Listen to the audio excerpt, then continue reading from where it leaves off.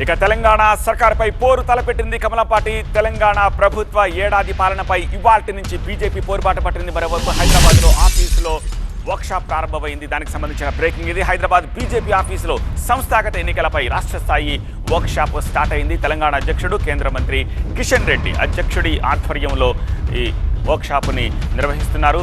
పలువురు ఎంపీలు, ఎమ్మెల్యేలు, సభ్యత్వ నమోదు ఇన్ఛార్జీలు, నేతలు ఈ వర్క్షాప్లో పాల్గొన్నారు. మధ్యాహ్నం తర్వాత సునీల్ బన్సల్ హాజరు కాబోతున్నారు.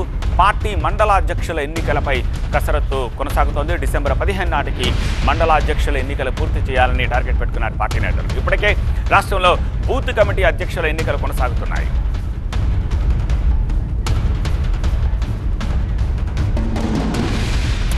దీనికి సంబంధించి మరింత సమాచారం అందించేందుకు మా ప్రతినిధి విద్యాసాగర్ ప్రస్తుతం మనకి లైవ్లో సిద్ధంగా ఉన్నారు. విద్యాసాగర్, వర్క్షాప్ ఎజెండా ఏంటి, ఏం పెట్టుకున్నారు? సునీల్ బన్సల్ మధ్యాహ్నం వస్తున్నారు, ఆయన ప్రశ్నిస్తున్నారన్నారు. ఏంటి ఎజెండా ఏంటి?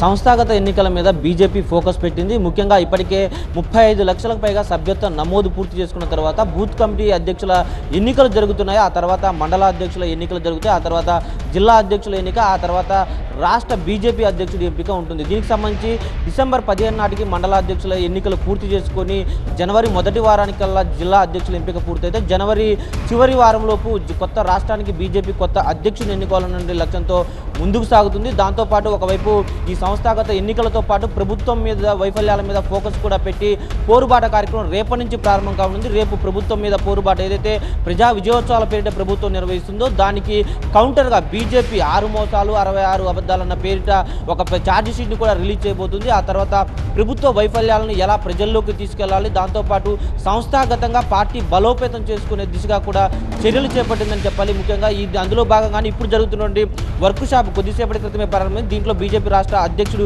కిషన్ రెడ్డి అధ్యక్షన ప్రారంభమైనటువంటి ఈ సమావేశం మధ్యాహ్నం 2 గంటల వరకు కూడా కొనసాగుతుంది. అప్పుడు సునీల్ బన్సల్ కావచ్చు, కిషన్ రెడ్డి కావచ్చు ముగింపు ప్రసంగంలో నేతలందరికీ కూడా దిశానిర్దేశం చేస్తున్నారు ఏ విధంగా పార్టీని బలోపేతం చేయాలి. రైట్ విద్యాసాగర్.